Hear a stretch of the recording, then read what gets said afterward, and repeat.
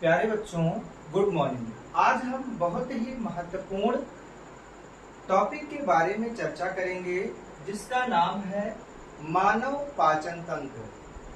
पढ़ने से पहले मैं आपको बता दूं कि मेरे YouTube चैनल का नाम है, जो कि आज पहली बार मैं बताने जा रहा हूं, बायो वाले सर अवनीश सर। यहाँ पर हम पढ़ेंगे मानव पाचन तंत्र के बारे में। ये बोर्ड एग्जाम के लिए यानी क्लास 10 बोर्ड एग्जाम के लिए इम्पॉर्टेंट है। कितने मार्क के लिए बच्चों? 5 मार्क के लिए। 5 मार्क में ये टॉपिक बोर्ड एग्जाम में पूछा जाता है। बहुत ही महत्वपूर्ण टॉपिक है। एक एक करके हम डिस्क्राइब करके इनको समझाएंगे। आप नोट करिए, कॉपी और पेन ले लीजिए और इसको एक एक टॉपिक को आप नोट करिए। ये आपका पाचन तंत्र का डायग्राम बनाया गया है, जो मुख से लेकर एनस तक को दिखाया गया है। मुख से लेकर गुदा तक को दिखाया गया है, जिसे आहार नाल के नाम से जाना जाता है। जो आपका आहार नाल होता है वो 9.5 मीटर लंबा होता है। 9.5 मीटर लंबा होता है। प्यारे बच्चों, आहार नाल मुख से लेकर गुदा तक के द्वार को आहार नाल कहते हैं और आहार नाल 9.5 मीटर लंबा होता है, 9.5 मीटर लंबा होता है। यहाँ आपको मुख पहले दिखाया गया, क्योंकि सबसे पहले भोजन करने का प्रारंभ जो हम शुरुआत करते हैं वो हाथ से उठाकर मुंह तक ले जाते हैं। तो पहला काम हमारा मुख का है कि पूछा जा सकता है कि सबसे पहले पाचन की शुरुआत कहाँ होती है। तो प्यारे बच्चों, पाचन की जो शुरुआत होती है वो सबसे पहले मुख से प्रारंभ होती है। मुख में लार पाया जाता है और लार स्लाइवरी ग्लैंड से निकलती है। स्लाइवा, लार को इंग्लिश में स्लाइवा कहते हैं और स्लाइवा स्लाइवरी ग्लैंड से निकलती है। उसके बाद जिह्वा, जो आपकी जिह्वा होती है, ये भोजन में लार मिक्स करने का काम करती है। भोजन में लार को मिक्स करती है और भोजन में लार मिक्स करने के बाद इनमें कार्बोहाइड्रेट या मंड का पाचन कर देती है। लार क्या करता है? कार्बोहाइड्रेट या मंड का पाचन कर देता है। उसके बाद मुख में बाउल्स बन जाते हैं। बाउल्स का मतलब जो भोजन में लार मिक्स हो जाता है और स्मूथ हो जाता है। जो स्मूथ होने के कारण इस ग्रास नली में भोजन फंसता नहीं, इसे ग्रसिका या भोजन नली के नाम से जाना जाता है। इसे भोजन नली के नाम से भी जाना जाता है, भोजन नली या फूड पाइप। उसके बाद हमारा भोजन धीरे धीरे फूड पाइप से होता हुआ अमाशय में पहुंच जाता है। अमाशय बनाया गया है।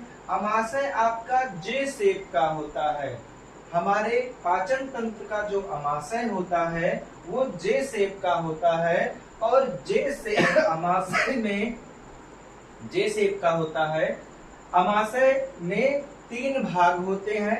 तीनों भाग को आपको पढ़ना नहीं है और इसमें HCl का सिक्रेशन होता है। HCl का मतलब होता है हाइड्रोक्लोरिक अम्ल। ये पेट में बनते हैं और हाइड्रोक्लोरिक अम्ल जो होते हैं वो भोजन के जीवाणुओं को नष्ट करता है। जो भोजन में जीवाणु होता है उसे HCl क्या करता है? नष्ट कर देता है। उसके बाद हमारा भोजन ब्रेक डाउन हो जाता है, यानी खंडों में टूट जाता है और टूटने के बाद ये छोटी आंत में प्रवेश करता है। प्रवेश करने से पहले इस भोजन को छोटी आंत में प्रवेश करने से पहले लीवर, जिसे यकृत कहते हैं, यकृत से क्या निकलता है? बाइल डक्ट से पित्ताशय निकलता है। पित्ताशय से पित्त रस निकलता है और पित्त रस उस भोजन में मिलता है और अग्न्याशय से अग्न्याशयिक रस निकलता है और उस भोजन में जाके मिक्स हो जाता है या मिल जाता है। तो पित्ताशय का काम क्या होता है? वसा को छोटे छोटे कणों में तोड़ता है।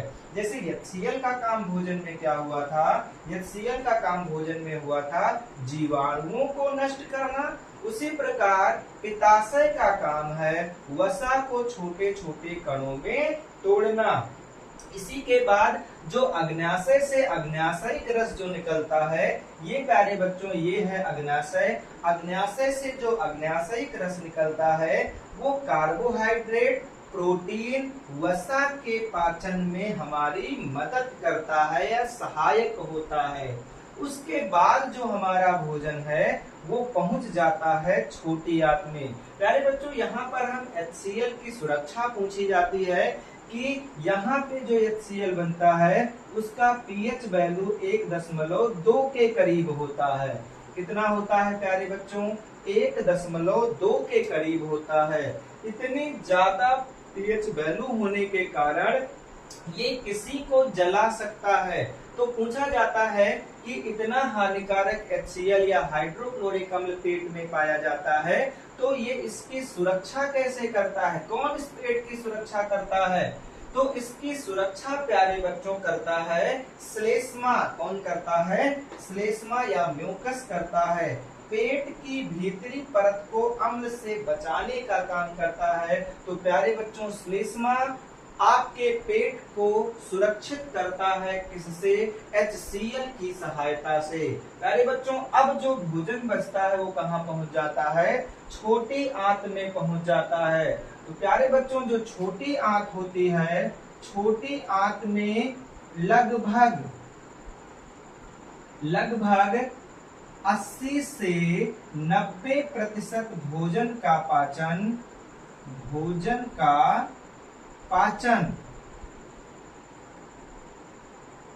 पूरा हो जाता है। यानी छोटी आंत में ही लगभग 80 से 90% भोजन का पाचन पूरा हो जाता है। अब प्यारे बच्चों जो हमारी अब छोटी आंत में भी क्या निकलता है? आंतिक रस निकलता है। क्या निकलता है प्यारे बच्चों? आंतिक रस निकलता है। और उस भोजन को आंतिक रस क्या करता है? छोटी आंत में ग्लूकोज, अमीनो अम्ल, फैटिक अम्ल आदि का अवशोषण करके रक्त में भेज देती है। प्यारे बच्चों भोजन से अब जितने भी तत्व या मिनरल्स आपको मिल गए या निकाले गए, उसको रक्त में छोटी आंत की सहायता से शरीर की कोशिकाओं में भेज दिया जाता है, जिससे हमारे शरीर के सभी कोशिकाओं को ऊर्जा मिल जाती है, और हम सुचारू रूप से अपने कार्य को करने में सफल हो जाते हैं, जिससे हमें ना तो कमजोरी महसूस होती है और ना हम प्रभावित होते हैं। दूसरी बात प्यारे बच्चों, अब जो भोजन छोटी आंत से वेस्ट पदार्थ के रूप में बचेगा या अपच के रूप में बचेगा, जिसका प्रयोग आपका शरीर उसको नहीं करता, वो उत्सर्जन तंत्र के माध्यम से बाहर निकाला जाता है। तो बड़ी आंत का काम क्या होता है? केवल जो सॉलिड वेस्ट बचता है, जो ठोस खाद्य पदार्थ बचते हैं, वो बड़ी आंत में आ जाते हैं, और बड़ी आंत क्या करता है? गुदा से मल को बाहर निकालने में मदद करता है। ये आपका गुदा द्वार है, गुदा द्वार से मल को बाहर निकाल देगा। प्यारे बच्चों एक बार हम फिर से इन नाम को पढ़ रहे हैं। ये हमारे पाचन तंत्र में महत्वपूर्ण भूमिका निभाते हैं। जिह्वा, मुख, ग्रसिका, पित्ताशय, यकृत, पित्तनली, अमाशय, प्लीहा, अग्न्याशय, क्षुद्रांत यानी छोटी आंत, बृहदांत यानी बड़ी आंत, मलाशय, परवेशिका और गुदाद्वार। यहाँ पे एक प्यारे बच्चों आया है प्लीहा शब्द।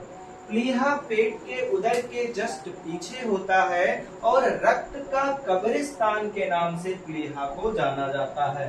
प्यारे बच्चों ये बोर्ड एग्जाम में 5 मार्क के लिए बहुत जरूरी है, इनको याद कर लेना। अब हम पाचन तंत्र के कुछ मुख्य एंजाइम और उनके कार्य के बारे में पढ़ेंगे कि जो भोजन हमारे शरीर में पचता है या डाइजेस्ट होता है उनसे कौन कौन से तत्व निकलते हैं। तो प्यारे बच्चों, लार से पहले ही बात बताया जा चुका है कि जो लार होते हैं, लार में स्टार्च तथा माल्टोज निकलता है। लार में स्टार्च से माल्टोज बनाता है। पेट प्रोटीन से पेप्टाइड बनाता है। अग्न्याशय की मदद से पेप्टाइड से अमीनो अम्ल बनाते हैं। अग्न्याशय वसा से फैटी अम्ल तथा ग्लिसरॉल बनाता है। इसी प्रकार छोटी आंत शर्करा से ग्लूकोज का निर्माण करता है। कुछ महत्वपूर्ण तत्व या टॉपिक बताए गए हैं, उनको भी हमको याद करना है। ये पाचन तंत्र के लिए बहुत जरूरी टॉपिक हैं, इनको आपको याद करना है। तो ये टॉपिक जो प्रमुख एंजाइम को उनका कार्य बताते हैं, दूसरे है उनका महत्व। भोजन को शरीर द्वारा उपयोग करने योग्य ऊर्जा प्रदान करता है। शरीर में जो पाचन तंत्र है, भोजन को शरीर द्वारा उपयोग करने योग्य बनाता है। दूसरा, ऊर्जा प्रदान करता है। तीसरा, वृद्धि और कोशिकाओं की मरम्मत करता है। चौथा, शरीर को स्वस्थ बनाए रखता है, क्योंकि जब तक हम भोजन करेंगे नहीं तब तक हमको ऊर्जा प्राप्त नहीं होगी। उसके बाद कुछ नोट्स में आपको बताए गए हैं कि म्यूकस या श्लेष्मा पेट की भीतरी परत को अम्ल से बचाता है। लार भोजन में स्टार्च को माल्टोज में बदलता है। HCl भोजन के जीवाणु को नष्ट करता है। पित्ताशय या पित्तरस वसा को छोटे छोटे कणों में तोड़ता है। अग्न्याशयिक रस कार्बोहाइड्रेट, प्रोटीन, वसा के पाचन में सहायता करता है। इसी प्रकार प्यारे बच्चों, जो छोटी आंत होती है वो ग्लूकोज, अमीनो अम्ल, फैटी अम्ल आदि का अवशोषण करके रक्त में भेजती है। अब रक्त में जब ये ऊर्जा चली जाएगी तो रक्त विभिन्न छोटी छोटी कोशिकाओं से जुड़ी होती है और उन छोटी छोटी कोशिकाओं में रक्त के द्वारा ऊर्जा निर्मुक्त कर दी जाती है या पहुंचा दी जाती है। बड़ी आंत का कार्य बताया ही जा चुका है कि बड़ी आंत गुदा से मल को बाहर निकालने में काम करता है। तो प्यारे बच्चों, ये आपका पूरा पाचन तंत्र है और पाचन तंत्र को आप ध्यान से पढ़िएगा, क्योंकि ये बोर्ड एग्जाम के लिए बहुत ज्यादा जरूरी है। प्यारे बच्चों, इसको ध्यान से देखना है और बोर्ड एग्जाम की तैयारी करके मैं आपको फिर अगले क्लास में फेफड़े के बारे में बताऊंगा कि फेफड़े का डायग्राम क्या होता है और उनके मेन टॉपिक क्या होते हैं। Good it.